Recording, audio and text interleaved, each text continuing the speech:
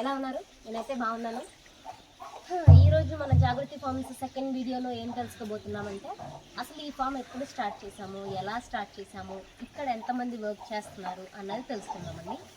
Actually మనం ఈ shed start చేసింది అయితే 2023 అండి. ఇయర్ నవంబర్ 23, 2023లో స్టార్ట్ చేశాము.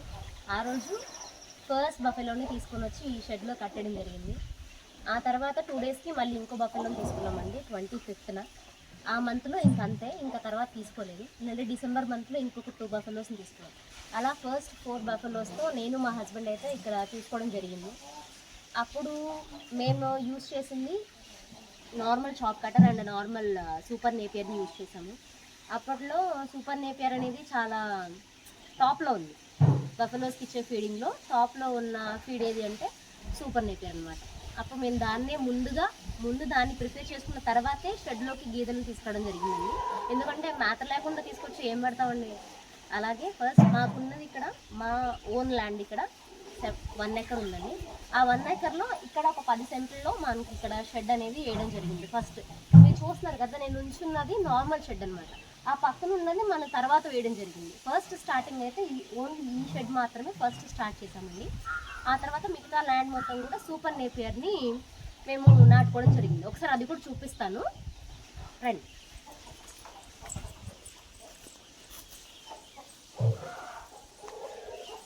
ఇదండి సూపర్ నేపియర్ అంటే. ఇది నార్మల్గా అయితే ఇప్పుడు నా హైట్ ఉంది కదా, జనరల్గా మేము ఇది ఇంకా గ్రోత్ అవుతుంది, ఇంకా పూర్తిగా గ్రో అవ్వలేదు. ఒకప్పుడు ఇది ఎంత హైట్ ఉందంటే నాకు డబల్. నేను దీన్ని కట్ చేయడానికి నానా తిప్పలు పడ్డా, అంత హైట్ పెరిగింది. దాన్ని అక్కడి నుంచి షెడ్ దగ్గరికి మోసుకొని వచ్చి కటింగ్ చేసి అప్పుడు వేసేవాళ్ళం. అదనమాట, అలా జరిగింది.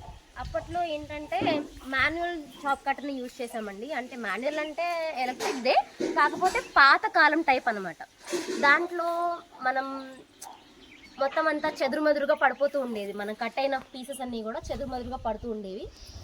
దానికి సంబంధించి మనం నెక్స్ట్ వీడియోలో తెలుసుకుందాం. అసలు ఎలాంటి చాప్ కటర్స్ యూజ్ చేసాము, తర్వాత అడ్వాన్స్డ్గా ఉండేవి ఎలా యూజ్ చేసాము అన్నది నెక్స్ట్ వీడియోలో పోస్ట్ చేస్తానండి. ఆ తర్వాత ఏమైందంటే ఒక 4 వరకు మేము కంటిన్యూ చేసామండి. ఆ నెక్స్ట్ 2 months తర్వాత ఇంకొక 2 బఫెలోస్ని అయితే తీసుకోవడం జరిగింది. మొత్తం అయితే 6 బఫెలోస్తో నేను మా హస్బెండ్ ఇక్కడ చేసేవాళ్ళం. అంటే మార్నింగ్ ఇక్కడే, నైట్ ఇక్కడే నిద్రపోయేవాళ్ళం. అంటే ఇది చాలా మొత్తం చుట్టూ మామిడి తోటలు అనమాట. ఎవరైనా ఏదైనా చేసే అవకాశం ఉంది, అందరూ మంచి వాళ్ళే ఉంటారని చెప్పలేం కదండి. అలా అనమాట. ఇక్కడే నైట్ ఉండేవాళ్ళం, నైటే స్టే చేసేవాళ్ళం. మళ్ళీ మార్నింగ్ ఇక్కడ వర్క్ అంతా కంప్లీట్ అయిన తర్వాత ఇంటికి వెళ్ళి భోజనం చేసి మళ్ళీ ఈవినింగ్ టైంకి ఇక్కడికి వచ్చేసేవాళ్ళం మళ్ళీ షెడ్ దగ్గరికి. అంతా ఇక్కడ కంప్లీట్ అయిన తర్వాత, ఇక్కడ వర్క్ అంతా కంప్లీట్ అయిన తర్వాత ఇంటికి వెళ్ళి వర్క్ కంప్లీట్ చేసుకొని మళ్ళీ వచ్చేవాళ్ళం అనమాట ఈవినింగ్. అప్పుడు మనకి మిల్క్ ప్రొడక్షన్ అనేది 18 to 20 లీటర్స్ అలా ఉండేది. అంటే 6 బఫెలోస్ మీద కలిపి. అలా ఉన్న టైంలో మా బుడ్డోడు ఉన్నాడు, నాకు ఒక కొడుకు ఒక కూతురు, ఇప్పుడు ఒక పాప, ఫస్ట్ ఒక బాబు అనమాట. వాడికి స్కూల్కి వెళ్ళే ఏజ్ వచ్చింది. వాడిని స్కూల్లో జాయిన్ చేయడానికి అని చెప్పేసి మేము ఉండేది ఆగిరిపల్లి దగ్గర ఉన్న నూగొండపల్లి గ్రామంలో. మాకు ఉన్న ల్యాండ్ కూడా నూగొండపల్లిలోనే, కాకపోతే ఊరికి కొంచెం దూరంలో ఉంటుంది అనమాట.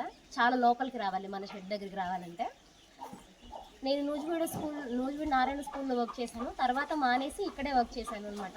ఇక్కడే ఉండిపోయాం, ఇంకెక్కడికి వెళ్ళలేదు. అలా మా అబ్బాయిని జాయిన్ చేస్తున్న టైంలో వాళ్ళకి నీడున్నప్పుడు అడిగారు జాయిన్ అవ్వమని. అలా సరే జాయిన్ అవుతానని చెప్పేసి మా బాబుని కూడా అక్కడ జాయిన్ చేశాను. ఇక్కడ మేము ఇద్దరమే చేయలేకపోతున్నామని చెప్పేసి ఆ టైంలోనే మేము అనుకోవడం జరిగింది ఎవరైనా పెట్టుకుందామని. అలా అనుకుంటున్న టైంలో మాకు వేరే వాళ్ళ ద్వారా, అంటే మాకు తెలిసిన వాళ్ళ ద్వారా, అంటే మాకన్నా ముందు కొంతమంది మా ఊర్లో వేరే వాళ్ళది కూడా షెడ్ ఉందండి. వాళ్ళు చేస్తున్న టైంలో వాళ్ళ దగ్గర ఉన్న అతని ద్వారా మాకు ఇప్పుడు మా షెడ్లో ఉన్న ఫస్ట్ మెంబర్ గురించి తెలిసిందనమాట. ఆయన ఒకే షెడ్లో 25 years కంటిన్యూస్గా 25 years వర్క్ చేశారు. ఆయన ఏజ్ ఇప్పుడు దగ్గర 45 to 50 years ఉంటుంది. అయినా సరే ఇంకా ఒక యంగ్ పర్సన్ లాగా వర్క్ చేస్తూ ఉంటారు. ఆయన మాకు అప్రోచ్ అవ్వడం జరిగింది. అంటే ఆయన ఇప్పుడు వర్క్ చేస్తున్న షెడ్ ఏంటంటే లీజ్కి ఇచ్చేసారనమాట. ఆ షెడ్ ఓనరు వేరే వాళ్ళకి లీజ్కి ఇచ్చేయడం వల్ల ఈయన వర్క్ కోసం బయటకు రావడం జరిగింది. అలా వర్క్ కోసం బయటకు వచ్చినప్పుడు మనకు ఆయన గురించి తెలిసి అప్రోచ్ అయ్యి మాట్లాడి సెట్ చేసుకున్నాం అనమాట. ఆయన ఇక్కడ సెట్ చేసుకున్న తర్వాత నేను మళ్ళీ జాబ్కి వెళ్ళడం, మా అబ్బాయిని చూసుకోవడం జరిగింది. ఆ తర్వాత ఈయన ఇక్కడికి వచ్చిన తర్వాత మన దగ్గర ఉన్న బఫెలోస్ని చూసి అవన్నీ మన చుట్టుపక్కలేవు కదా, చాలా తక్కువ, అంటే చాలా అంటే మరీ తక్కువ కాదు కానీ ఒక 3.5-4 లీటర్స్ అలా పాలు ఇచ్చేవి.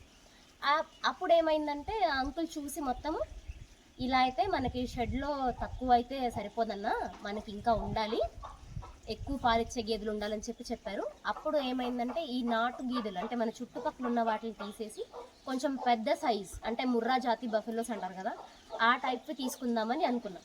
అలా అనుకొని మా హస్బెండ్ ఆ అంకుల్ కలిపి చెక్ చేశారు మొత్తము.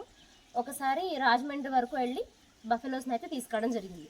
అక్కడ నుంచి తీసుకొచ్చిన తర్వాత ఈ పాతవి ఉన్నాయి కదా, పాత వాటిని బయటికి పంపించేసి కొత్త వాటిని తీసుకుని స్టార్ట్ చేశారనమాట. అప్పుడు అంకుల్ వచ్చిన తర్వాత ఎక్స్ట్రా ఇంకొక 3 బఫెలోస్ని అయితే కొన్నాము. మొత్తం 9 బఫెలోస్తో కంటిన్యూ అయింది. ఒక 6 to 7 months తర్వాత మళ్ళీ ఇంకొక 2 బఫెలోస్ని అయితే తీసుకోవడం జరిగింది. ఇప్పుడు మన షెడ్లో మొత్తం 11 బఫెలోస్ మొత్తం కూడా లాక్టేటింగ్ అంటే పాలిస్తున్నాయి మొత్తం కూడా. అండ్ మనకి బ్రీడింగ్ కోసం బయటికి వెళ్ళే పని లేదండి, మన దగ్గరే ఒక దున్నపోతుంది. కొంతమంది ఇంజెక్షన్స్ చేస్తూ ఉంటారు, అవి అంతగా మనకి వర్కౌట్ అవ్వవు. ఎంత వర్కౌట్ అయినా సరే మంచిగా అయితే రావడం చాలా కష్టం. అందుకే మన దగ్గర బ్రీడింగ్ కోసం ఒక దున్నపోతుని కూడా పెట్టుకున్నామండి. దాంతోపాటు నిన్న చెప్పాను కదా మా షెడ్లో ఒక ఆవు, దానికి ఒక దూడ అనమాట, దాన్ని కూడా పెట్టుకున్నాం. అది యాక్చువల్గా మేము ఒక ఆశ్రమం నుంచి తెచ్చుకున్నాము. అంటే ఎలా అంటే కొన్ని బయట ఉండే ఆవుల్ని తీసుకొని వెళ్ళి షెడ్లో పెట్టి చూస్తుంటారు కదా, గోశాల అంటారు, అలాంటి దానిలో నుంచి తెచ్చుకున్నామండి.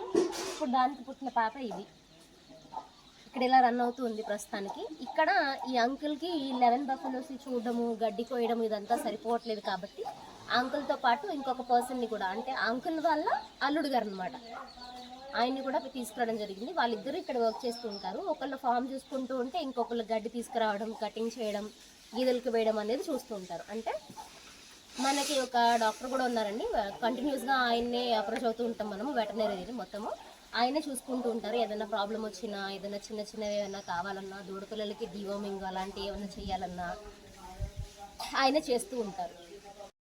ఈరోజు మన వీడియో ఇప్పుడు ఎలా స్టార్ట్ చేసాము ఏంటైనా తెలుసుకున్నాం కదా. రేపు వీడియోలో ఏం తెలుసుకోబోతున్నామో ఒకసారి చూడండి.